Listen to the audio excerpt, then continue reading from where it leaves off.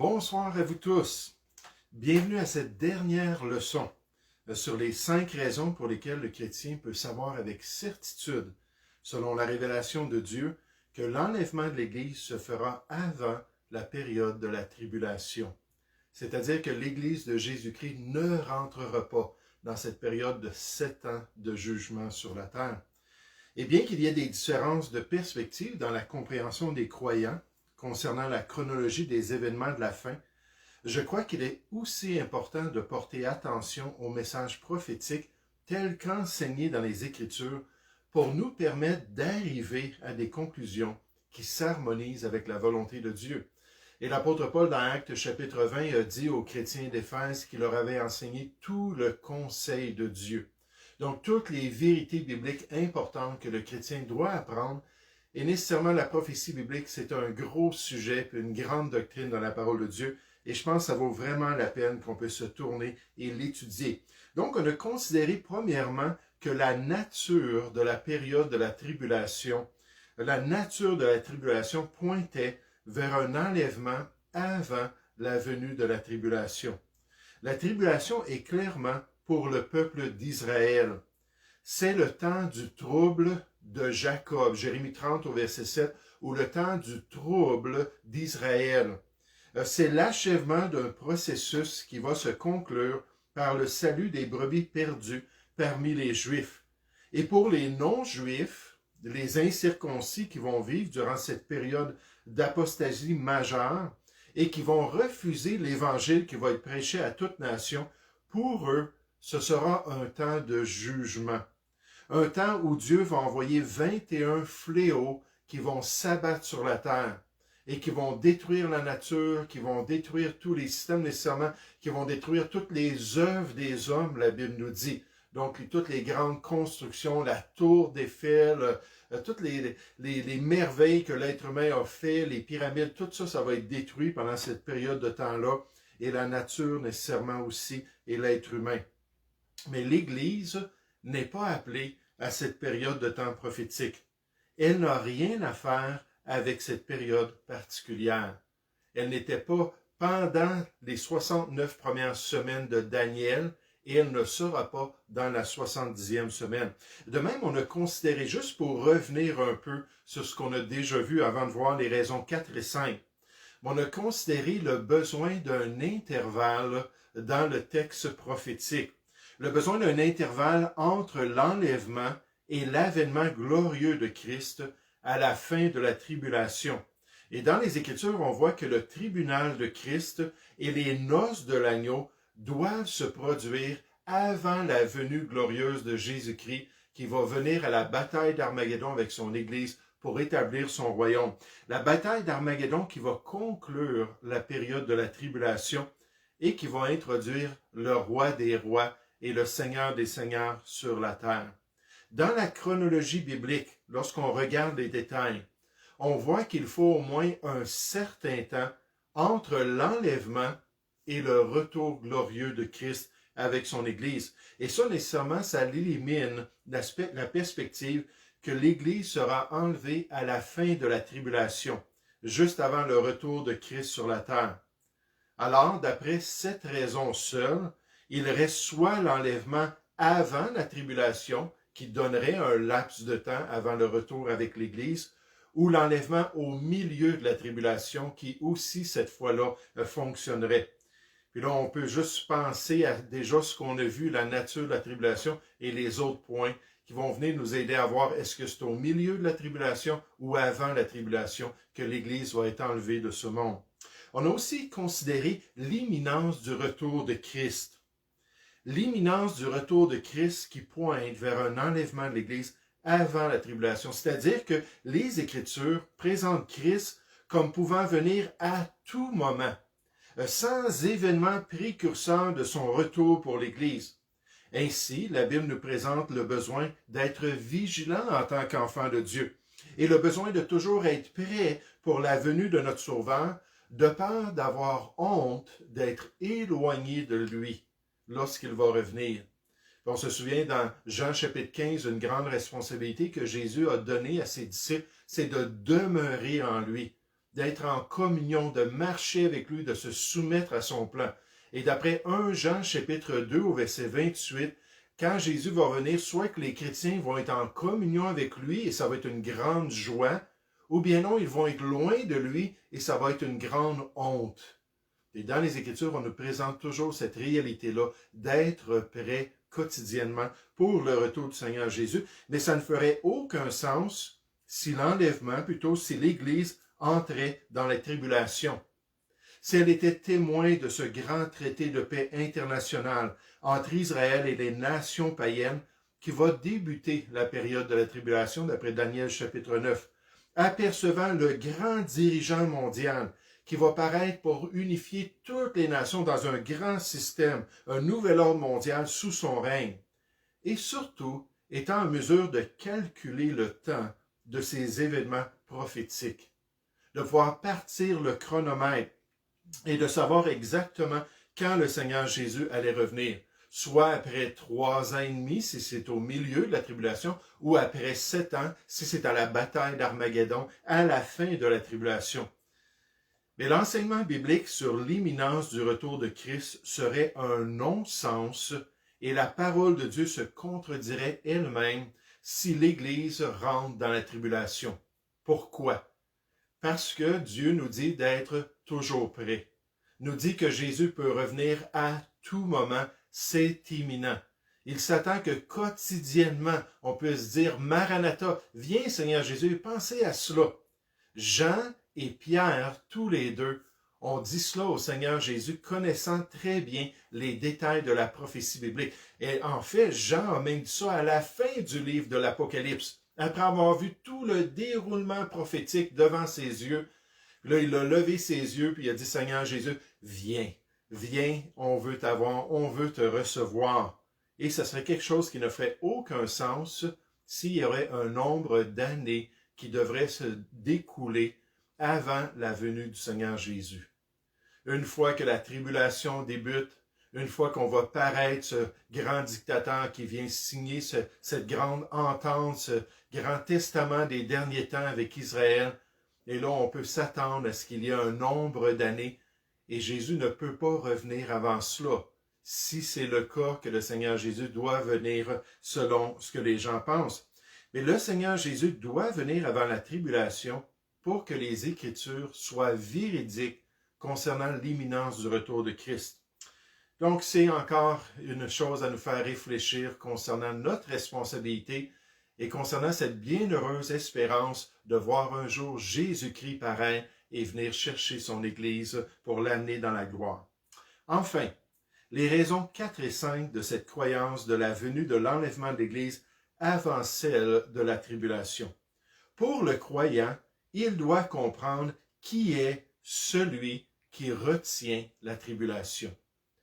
Qui est celui qui retient la tribulation? Qui est ce mystérieux personnage qui contrôle le commencement des événements prophétiques? Celui qui est souverain, selon la révélation biblique, sur le plan prophétique de Dieu concernant l'avenir de l'homme. Dans notre texte, j'avais donné des notes à suivre sur un écrit que j'avais fait sur la question. Pour ceux qui ont les notes, vous pouvez tourner vers les notes, puis je vais tout simplement lire ce qui est à l'écran. Mais à la page 17, on peut lire ceci concernant ce contexte-là qui va nous présenter ce personnage-là, celui qu'on dit qui est en train de retenir ces événements-là. Donc à la page 17, on nous dit, examinons ensemble 2 Thessaloniciens chapitre 2, versets 1 à 12, si vous voulez y tourner. Les chrétiens de l'Église de Thessalonique expérimentaient beaucoup d'affliction de la part de leurs concitoyens. À cause de l'intensité de ces persécutions, ils ont commencé à croire que le jour du Seigneur était déjà là, c'est-à-dire que la tribulation dont Paul leur avait parlé oralement et dans sa lettre précédente avait commencé à se manifester. Paul avait enseigné ce sujet-là à ces chrétiens-là. Il avait parlé de l'homme, cet impie-là, ce fils de la perdition qui allait paraître, celui qui allait se proclamer lui-même Dieu dans les derniers temps. Il leur avait expliqué ça à la lumière de ce qu'ils vivaient, surtout à Thessalonique avec toute la persécution.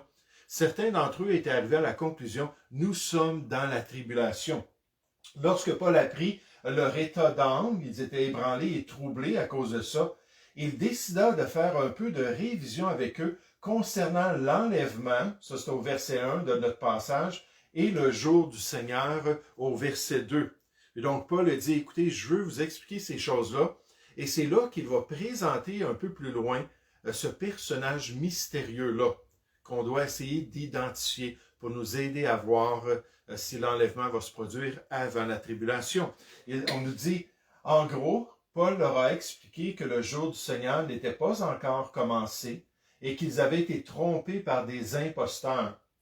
Et en leur expliquant cela, Paul révèle qu'il y a deux choses qui vont accompagner le début du jour du Seigneur ou le début de la tribulation. Puis dans 2 Thessaloniciens chapitre 2, il nous dit que les deux choses, c'est premièrement une apostasie mondiale, un rejet mondial de l'œuvre de Dieu, de la volonté de Dieu.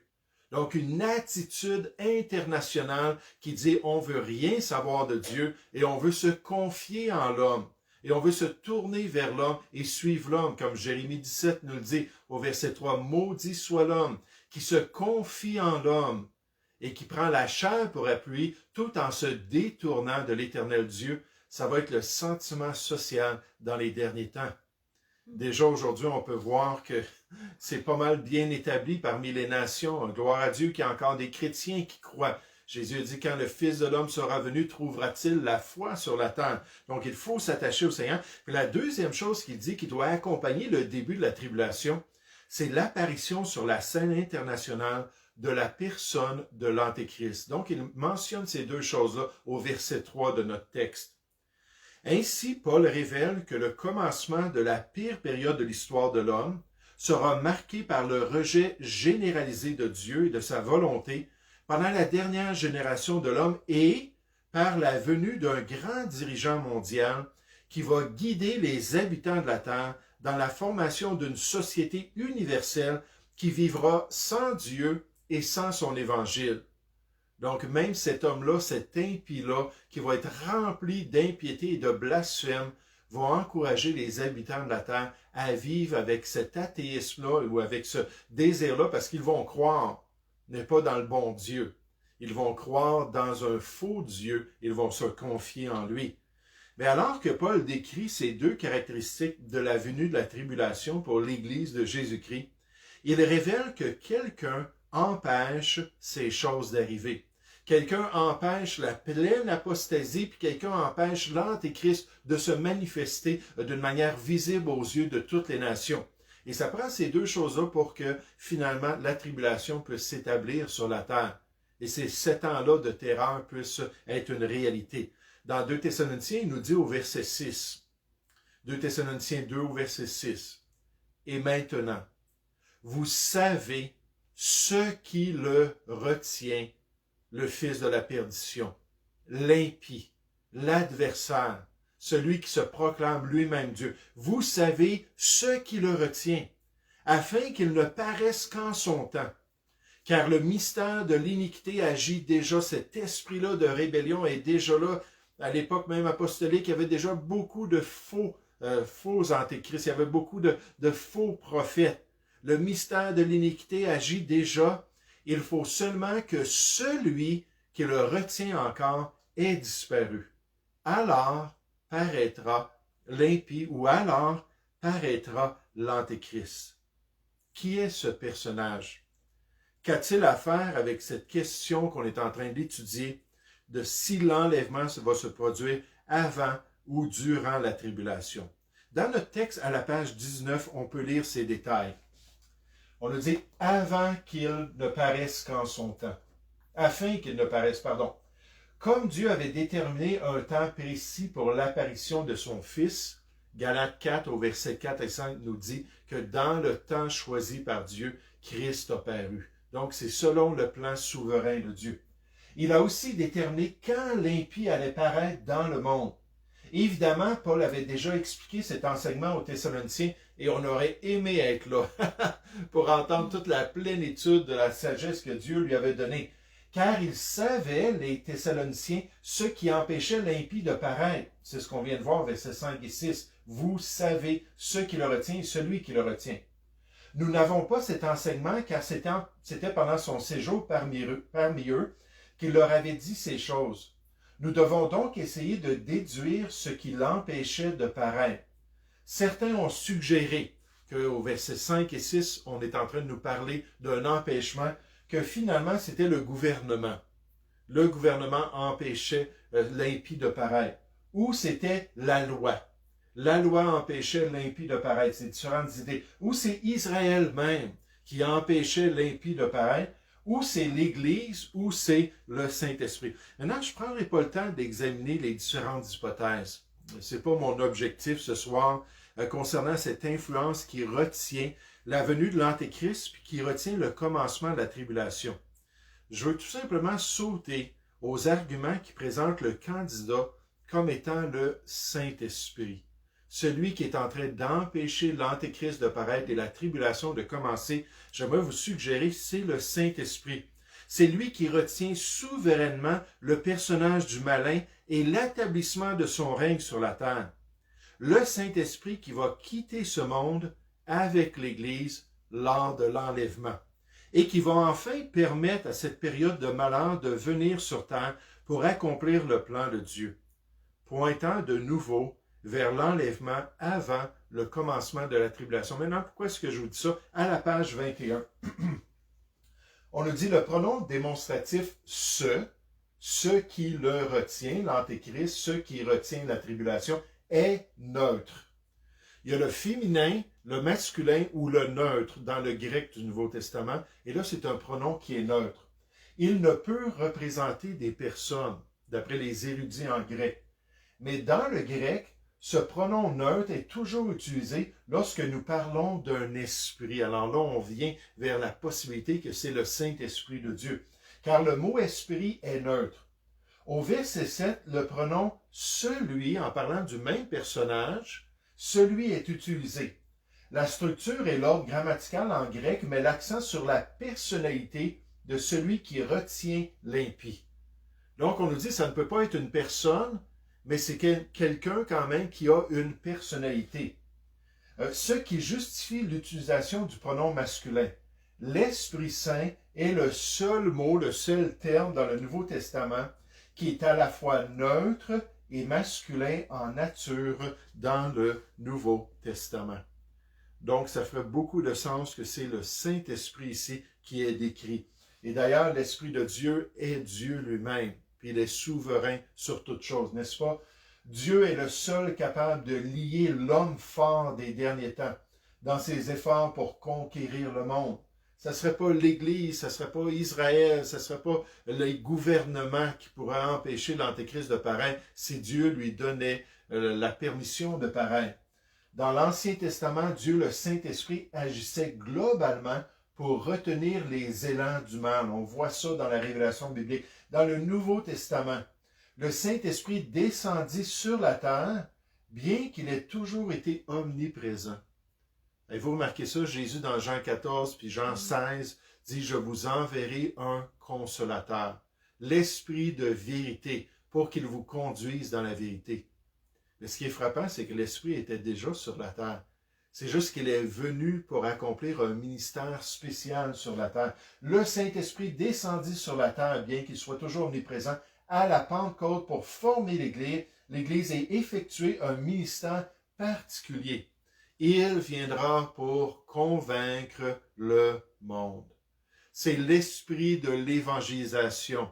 C'est l'esprit du témoin de Christ. C'est l'esprit des ambassadeurs de son royaume.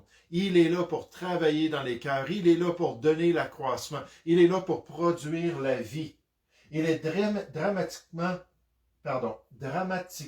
opposé à l'erreur et retient l'impie en convainquant le monde de la vérité pendant que l'Église est ici. Il agit aujourd'hui même dans le cœur des hommes pour les amener à Christ et retient la pleine manifestation du péché. Il habite dans l'Église qui est sur la terre, la lumière du monde et l'appui de la vérité. On continue. Comme le Saint-Esprit est venu baptiser l'Église à la Pentecôte, ainsi il doit aussi achever ce ministère, lorsque l'Église quittera cette planète lors de l'enlèvement. Puis quand Jésus va venir rappeler son Église, puis va venir appeler les croyants à monter dans la gloire, dans sa présence, le Saint-Esprit, dans cette œuvre de conviction, dans cette œuvre d'évangélisation, va quitter ce monde, puis va monter avec l'Église dans la gloire. Malgré le fait qu'il sera toujours présent pour convaincre individuellement ceux qui vont entendre l'Évangile prêché par les 144 000 Juifs, Apocalypse 7 et 14, il n'aura plus un ministère global pour convaincre le monde et retenir le mal. C'est pourquoi un esprit d'erreur ou une puissance d'égarement que Paul décrit ici dans le passage. Il nous parle de cette venue-là de l'Antéchrist, il nous parle de cette venue-là, de cette période de tribulation par la puissance de Satan, avec toutes sortes de signes, puis de miracles, puis de prodiges mensongers. Et là, il nous dit, et il y a une puissance d'égarement qui va être manifestée dans cette période-là. Alors le Saint-Esprit, dans son ministère, ne sera plus là. Dieu va l'enlever comme avec Saül, n'est-ce pas? Il a enlevé son esprit de Saül, puis il a envoyé un mauvais esprit sur lui. De la même manière, il va enlever l'esprit de ce monde avec l'Église, et il va envoyer une puissance d'égarement qui s'abattra sur le monde pour le séduire et l'amener dans l'erreur. On voit ça ici dans 2 Thessaloniciens chapitre 2. L'Esprit Saint ne peut convaincre le monde en même temps que cet esprit le séduit. Ainsi, le monde entier se soumettra à l'Antéchrist et à son règne. Dans la grande majorité, ça va être l'erreur qui va régner. Ça va être les gens qui vont vouer leur âme, puis qui vont prendre la marque, puis qui vont se damner pour toujours. Il va y avoir un groupe de personnes, mais ça va être une petite minorité qui vont avoir été touchées par l'œuvre de Dieu. Mais on nous dit, ceci implique que l'enlèvement se produira avant la grande tribulation, parce qu'il faut que l'Esprit parte pour cesser d'empêcher la venue de toute cette situation, de cette apostasie et aussi de ce grand dirigeant. Car il faut que l'Esprit Saint, qui le retient, ait disparu. Et alors viendra l'apostasie et l'impie. Quel réconfort pour les gens de Thessalonique et pour nous, gloire à Dieu. Nous serons enlevés avant la période la plus atroce de l'histoire humaine. Merci Seigneur pour cette grâce-là et cette délivrance. Une dernière page, on nous dit, il est donc évident que Paul rappelle aux Thessaloniciens qu'il faut que l'enlèvement se produise avant que l'apostasie et l'impie apparaissent. Cela implique bien qu'eux-mêmes, en tant que chrétiens, devront avoir déjà quitté la terre avant la tribulation. C'est pourquoi Paul les exhorte à prendre courage et à garder leur espoir en l'enlèvement malgré la souffrance et l'épreuve qu'ils vivaient. Donc Dieu nous révèle que dans ce scénario des derniers temps, il y a un obstacle à la venue de la période de la tribulation, à la venue de l'apostasie et à la venue du grand dirigeant des derniers temps. Ce même empereur qui débutera la tribulation par ce traité de paix international avec Israël. Et bien qu'il ne nomme pas qui est celui qui le retient, on peut en déduire par les contextes bibliques que la personne et le ministère particulier du Saint-Esprit pendant la période de l'Église est ce qui se manifeste jusqu'à temps que finalement Jésus vienne chercher son Église. Il est venu à la Pentecôte et il quittera avec l'Église lors de l'enlèvement. Ainsi, pour les chrétiens de Thessalonique et pour nous aujourd'hui, nous pouvons savoir que l'Église et l'Esprit de l'Église vont un jour quitter ce monde pour aller dans la présence du Seigneur. Et alors l'apostasie et le grand empereur pourront pleinement manifester leur présence sur la planète Terre. Et ça, c'est notre espoir de pouvoir quitter ce monde, notre espoir de pouvoir nous en aller dans la gloire, et qu'après notre départ, après que les ambassadeurs de Christ aient quitté ce monde, que là, le Seigneur puisse permettre cette période terrible sur la terre. J'aimerais juste vous donner une dernière raison pour cette croyance-là que l'Église va être enlevée avant la période de la tribulation. Et cette raison-là, c'est la chronologie. La chronologie du livre de l'Apocalypse. Le livre de l'Apocalypse qui est vraiment le livre le plus complet qui nous parle de cette période de la tribulation, qui nous décrit ces 7 ans qui vont s'abattre sur la terre, cette 70e semaine de Daniel. Et lorsqu'on regarde la chronologie de ce livre-là, lorsqu'on étudie l'Apocalypse, on peut s'apercevoir que ça s'harmonise très bien avec l'idée que l'Église ne sera pas là pendant la tribulation. Le commencement du livre, dans les chapitres 1 à 3, et la conclusion du livre, dans les chapitres 19 à 22, vont parler de l'Église de Jésus-Christ, vont la décrire, ils vont donner des détails concernant l'Église. Mais à partir du chapitre 4, jusqu'à peu près la moitié du chapitre 19, avant qu'on voit les noces de l'agneau, la section du livre de la tribulation, du livre de l'Apocalypse qui nous parle de la tribulation, les jugements de Dieu sont là, le règne du malin est là, mais il n'y a aucune mention qui n'est faite de l'Église chrétienne. Jamais on va parler de l'Église de Philadelphie, ou jamais on va parler de l'Église de Rome, ou jamais on va parler d'une autre assemblée. On va mentionner l'Église. Pourquoi? Pourquoi est-ce le cas? Qu'est-ce que Dieu désirait nous faire comprendre? Moi, je pense que c'est très clair que Dieu a toujours des objectifs. Il voulait que l'Église comprenne qu'elle n'aurait aucune part à cette période-là, à partir du chapitre 4. En fait, c'est le chapitre 6. Parce que là, on parle des choses sur la terre. Dans le chapitre 4 et 5, on voit les croyants, Jean qui monte au ciel, puis qui voit la vision devant le trône de Dieu, avec l'agneau de Dieu, puis les anciens qui sont présents, puis les trônes, puis les créatures célestes, puis les croyants. Alors là, on peut s'imaginer que l'Église a été enlevée comme l'image de Jean qui monte au ciel. Et dans les chapitres 4 et 5, on parle des cieux. Puis là, à partir du chapitre 6, on revient sur la terre. Et jusqu'aux noces de l'agneau, dans le chapitre 19, malgré tous les détails, tous les personnages qu'on nous présente, jamais est-ce qu'on mentionne des chrétiens, jamais est-ce qu'on mentionne l'Église, ça n'existe pas. Et pourtant, c'est la description de la tribulation. C'est pas un hasard que Dieu présente ainsi le livre principal et sa chronologie pour nous aider à comprendre son plan prophétique. À la page 22 de notre texte, comme nous avons déjà mentionné, l'Église n'est jamais mentionnée dans les chapitres 6 à 19 de ce livre. Chapitres 4 et 5, comme je vous dis, c'est dans la gloire. L'enlèvement semble y être présenté au chapitre 4 avec Jean qui quitte la terre pour les visions célestes, mais nulle part ailleurs. Pourquoi le retour de l'Église avec son époux est-il mentionné au chapitre 19, mais son départ ne l'est pas? Notez bien, ceux qui sont sauvés pendant la tribulation, probablement des millions d'individus, on en parle dans différentes sections de la tribulation, ne sont jamais identifiés comme faisant partie de l'Église. Pourquoi? Surtout dans le chapitre 7.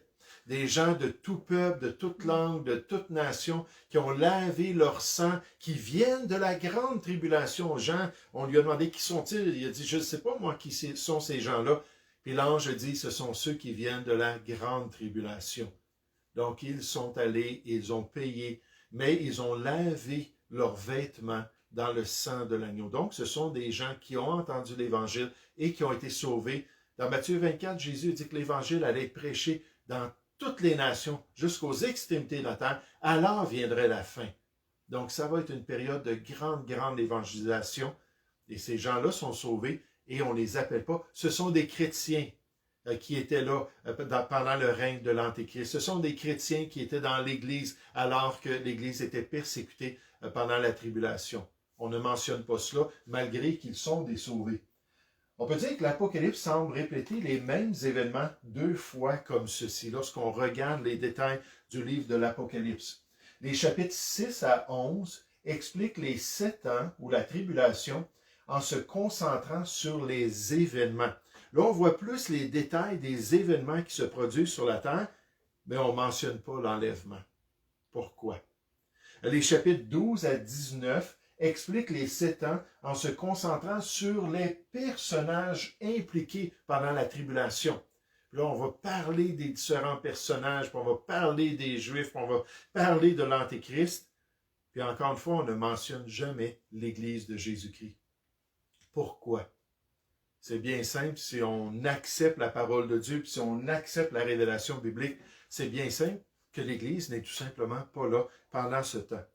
Et pourtant, regardez ce que Dieu nous promet dans 2 Timothée chapitre 3. Il nous dit que toute écriture est inspirée de Dieu.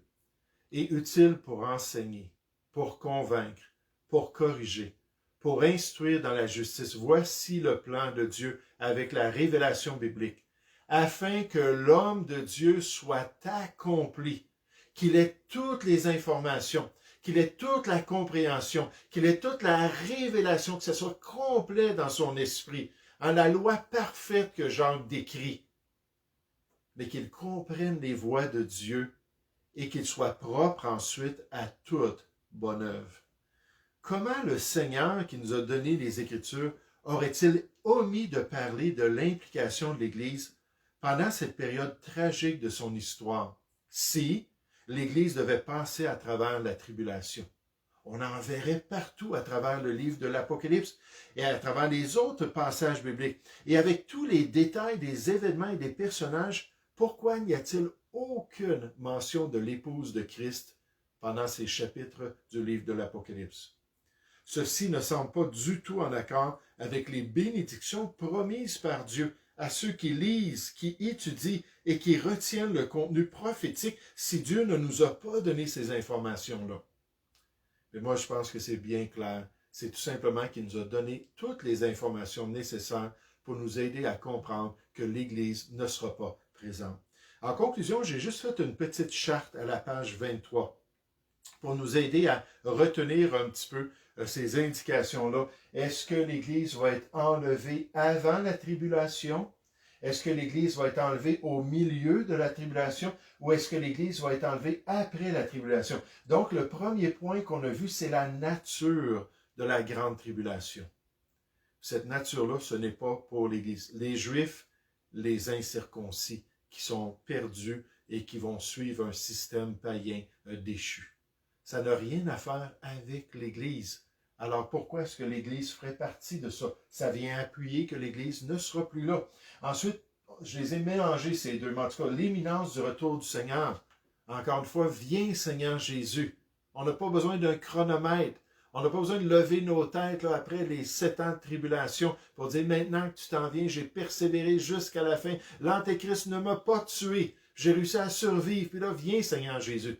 Non, pas du tout. Ça peut se produire à n'importe quel moment, encore une fois, pointant vers le fait que l'Église ne sera pas là. On n'attend pas l'Antéchrist, on n'attend pas le traité mondial avec toutes les nations Israël, on n'attend pas même la venue de l'apostasie généralisée, malgré qu'on en voit plusieurs effets en ce moment, plusieurs indications.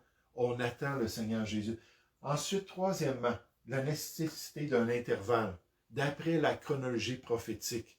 Le Seigneur est parti, il est allé se faire investir l'autorité royale. Il commence premièrement par ses disciples, par ses serviteurs à analyser leur service et à les récompenser. Et on va passer au tribunal de Christ. Ensuite, on nous dit qu'il va y avoir un grand festin.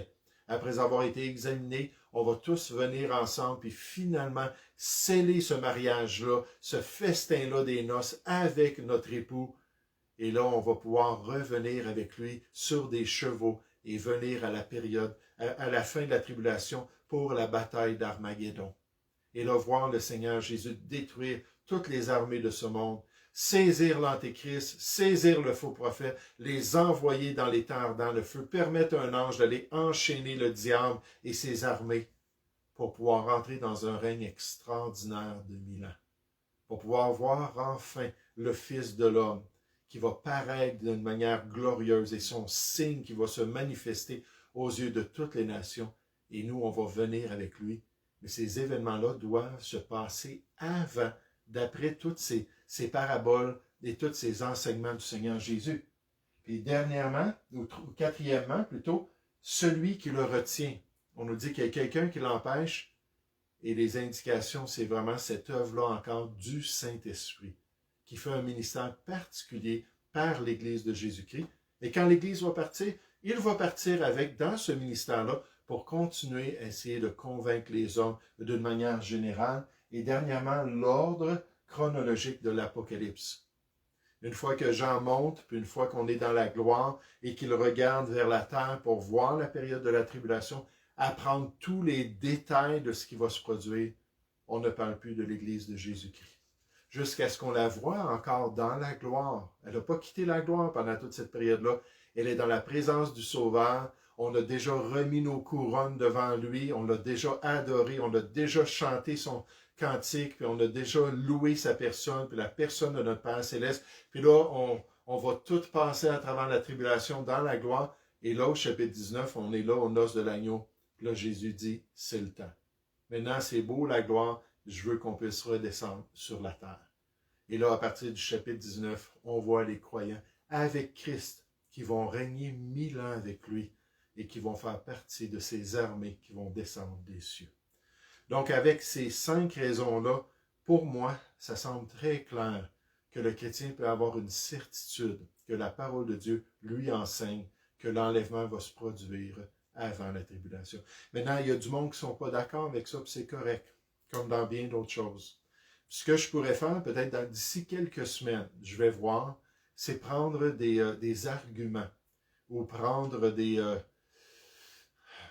ce que les gens présentent, les pasteurs, les théologiens présentent pour dire non, ça ne peut pas se produire comme ça. Puis juste regarder ces arguments-là, est-ce qu'ils sont valables pour ensuite, encore une fois, revenir aux vérités de la parole de Dieu. Merci beaucoup pour votre temps. Vous savez, la prophétie, lorsque j'ai enseigné il y a plusieurs années de cela, on avait un petit institut biblique les lundis soirs à notre assemblée. Puis j'avais enseigné sur l'Apocalypse et sur la prophétie en général. J'avais dit aux gens, écoutez, le sujet prophétique passe à travers toutes les Écritures. On commence dans Genèse 3 au verset 15 avec la première grande prophétie biblique. Puis on passe tout à travers les Écritures pour voir toutes sortes de prophéties. 27% des Écritures avaient un contenu prophétique. Des fois, c'était à court terme, des fois, c'était à long terme, des fois, c'était à très long terme. C'était des prophéties apocalyptiques des derniers temps. J'ai dit, c'est un gros sujet. Il faut l'étudier, il faut le décortiquer, il faut harmoniser les différents passages, aller prendre Daniel, Ézéchiel, aller prendre l'Apocalypse, aller prendre 2 Thessaloniciens, puis tout prendre ces passages-là, puis faire un beau grand casse-tête. Mais c'est certain que quelqu'un qui arrive à la parole de Dieu sans avoir déjà entendu ces choses-là, ça semble peut-être très compliqué. Mais moi, je pense que ce qu'on doit retenir, c'est que quotidiennement, on doit vivre pour le Seigneur.